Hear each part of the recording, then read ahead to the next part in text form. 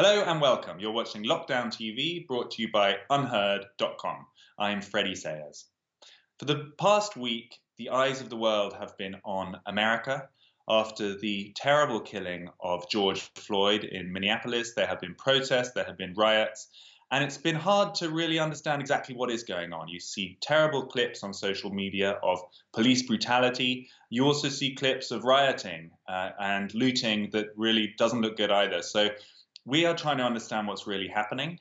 Happily, we have Pastor Corey Brooks, who is joining us down the line from Chicago, Illinois. This is a neighboring city in the Midwest. He's pastor of a large, vibrant church on the south side of Chicago and is right in the middle of it. So thanks for joining us. Can you hear me, Pastor? Yes, I can. Thank you for having me on. I greatly appreciate it. So we are just really keen to understand, first of all, what's actually happening. I mean, what have you been seeing in Chicago for the past few days?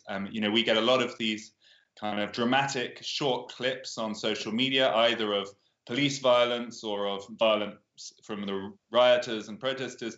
What's the truth of it? What are you seeing?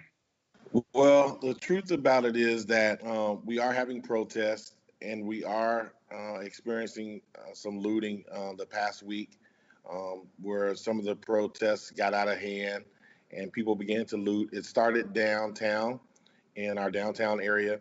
And after that, they pretty much brought in the National Guard and beefed up the security and kind of blocked people from downtown. Once that happened, those individuals dispersed into neighborhoods. And unfortunately, the south side and west sides of Chicago, which are mostly African American, highly impoverished areas, they were hit pretty hard. All of our banks were hit. A lot of our pharmacies where we get our medical medications, a lot of our grocery stores, all of them were looted.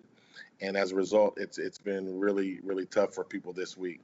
How do you approach this issue? I mean, obviously, the original crime was heinous, and the anger that people feel is understandable.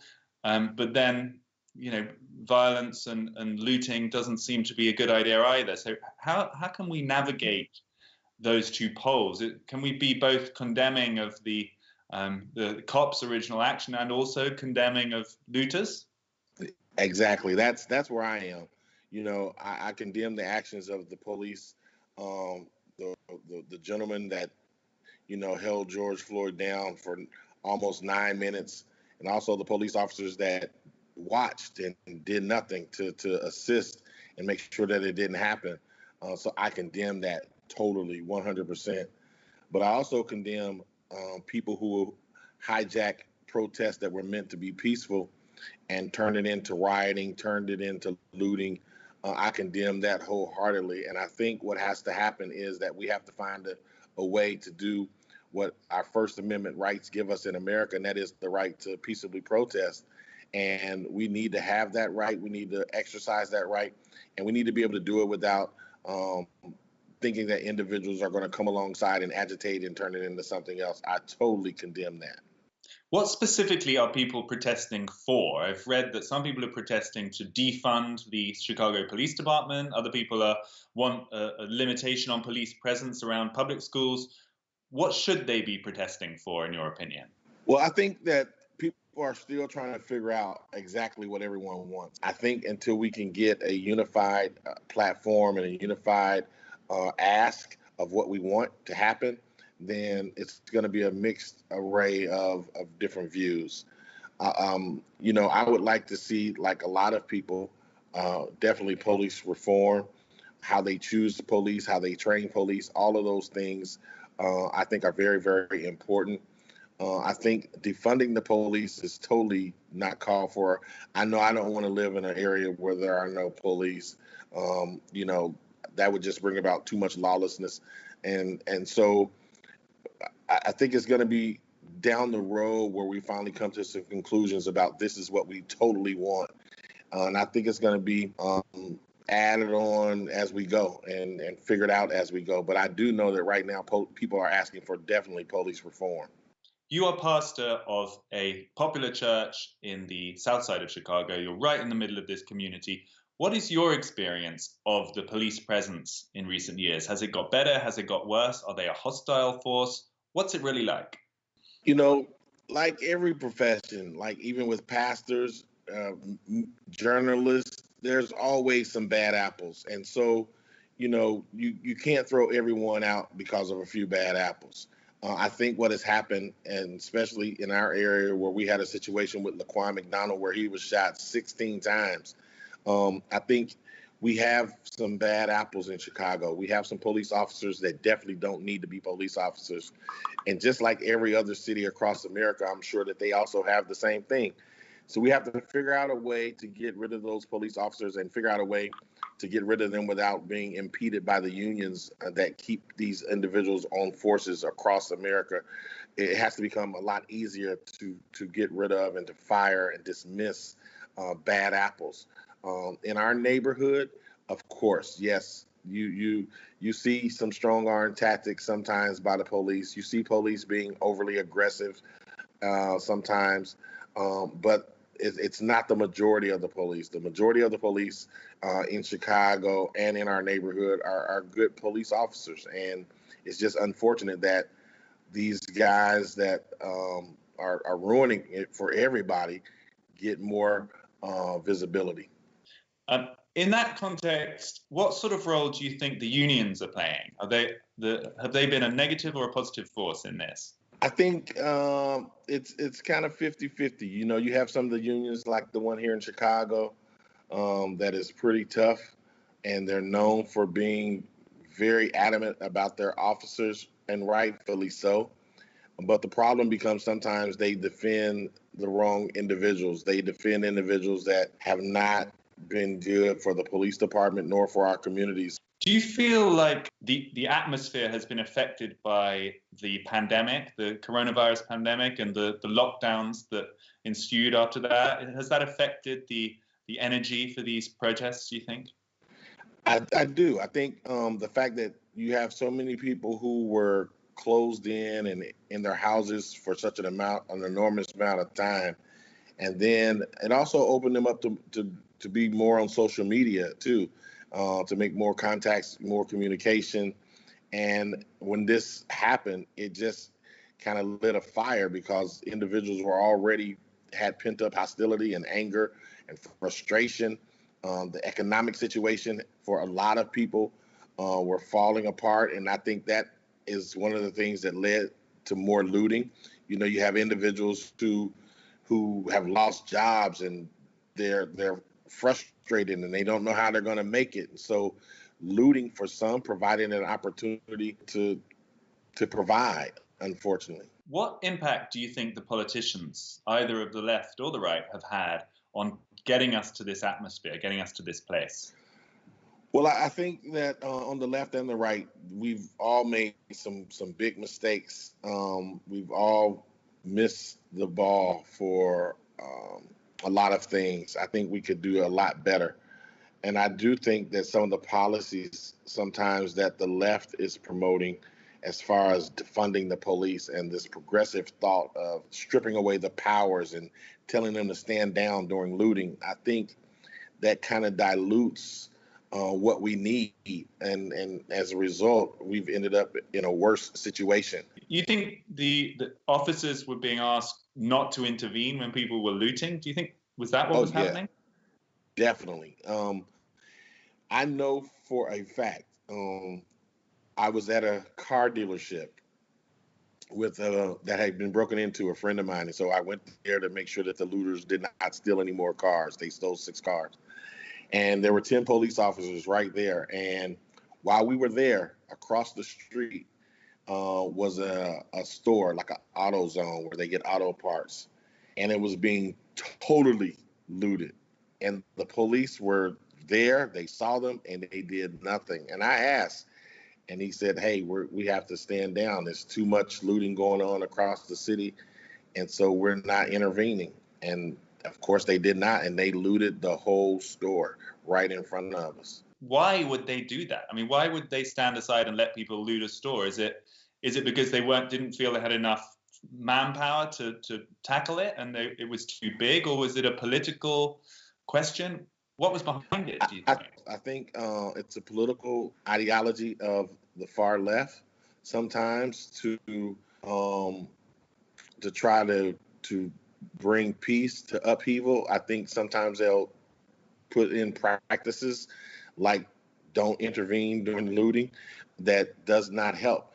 But I also think they were highly undermanned as far as what they needed across the city of Chicago.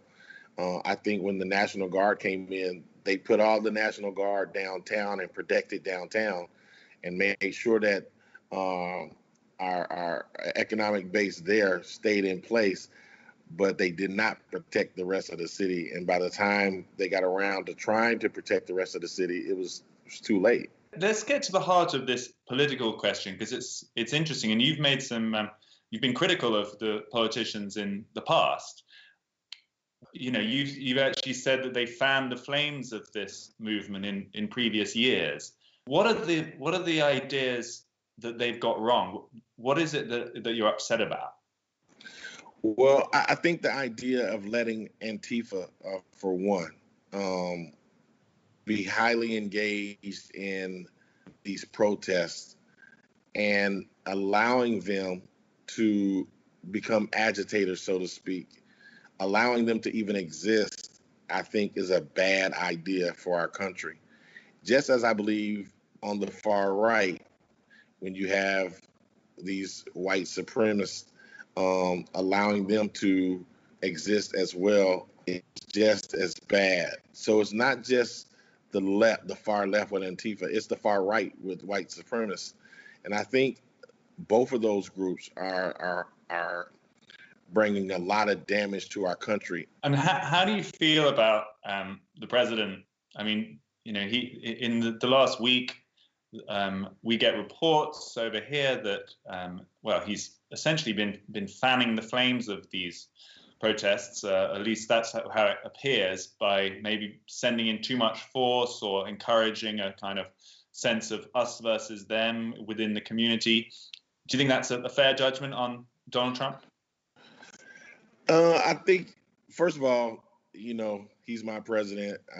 And I know a lot of people feel like if you're black, then Donald Trump can't be your president. But he's the president of the United States of America, and I'm an American. And so I realize that the job is tough. And I realize that it's very difficult to manage situations like we're experiencing. It's not every day that we have rioting and looting in the streets and protests.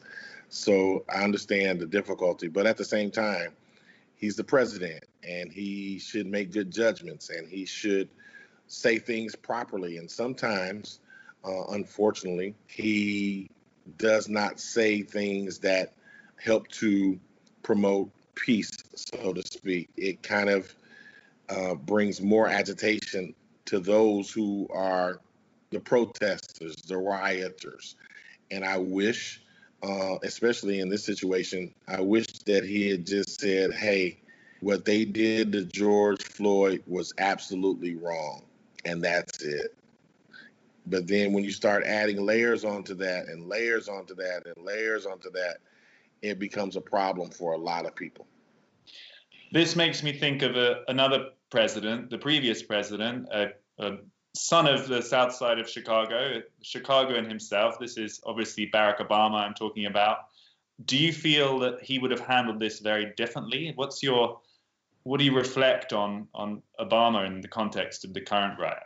Well, I know he would have handled it differently. I don't know whether the outcome would have been negative or positive, but there definitely is a contrast between the two personalities, night and day, and it's very, very different. Their approach, their philosophies, their mannerisms, everything is different, and so I'm sure he would have handled it differently.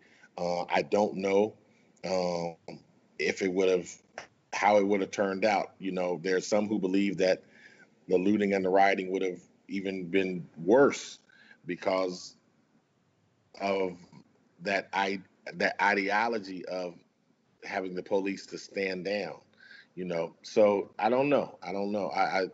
I do know that we're in a situation now that calls for great leadership, and we're in a situation now where we need to all come together and band together, and attacking the president is not the way. Just to follow up on that, when President Obama was elected in 2008, the whole world was inspired. This was going to be a moment where these kind of racial tensions were healed.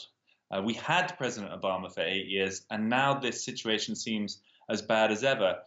What is his reputation now in the south side of Chicago, and how do your community feel about President Obama? Right. I think a lot of people, when you had President Obama for 8 years, and when he was elected initially, a lot of people just thought, okay, we're past racism. We have a black president. And we have discovered that that is definitely not the case. We are not past racism, nor will we ever be past racism. There's going to always be individuals whose hearts are evil and they're racist. That's just the bottom line. But what we can do as a people is try to work past it and try to learn how to work together and be unified. But I think overall that just because we had a black president does not mean that the racial situations in America got better. They definitely have not. Do you think there are questions on both sides? I mean, if we're trying to be totally fair about this, Yeah. clearly, clearly there are huge issues with police brutality, and racism is alive and well in America.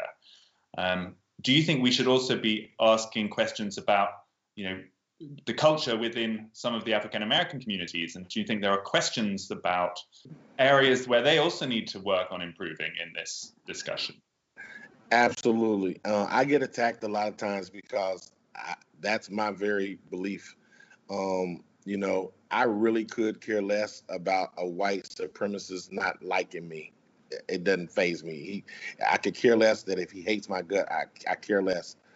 But what does impact me is that when I see young black men destroying the lives of other young black men, it saddens me and it breaks my heart. And it's very difficult for me to talk about because I live in an area and I see the impact of what happens when we destroy our own people and our own neighborhoods and we attack one another.